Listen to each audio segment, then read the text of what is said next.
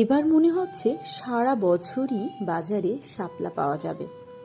শাপলা খেতে বাড়িতে আমি সোনা একেবারেই পছন্দ করি না, কিন্তু আমার বড়মশাই শাপলা খেতে ভালোই পছন্দ করে। এবছর আমরা শাপলা কেনাই হয়নি বাড়িতে, যেহেতু একা নিজের জন্য সে একেবারেই কোনো কিছু কিনতে চায় না।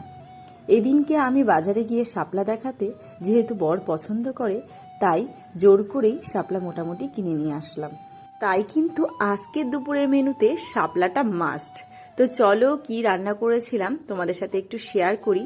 প্রথমেই তো গরম গরম থালিতে এক বাটি সাদা ভাত নিয়ে নিয়েছি, সঙ্গে করেছিলাম পটল ভাজা, আর তার সাথে এই যে বরের পছন্দের শাপলা দিয়ে চিংড়ি মাছ ভাজা করেছি, আর সঙ্গে করেছি ইলিশ মাছের মাথা দিয়ে একটা পাঁচমিশালি সবজি, আর ছিল মটর ডাল উচ্ছে দিয়ে।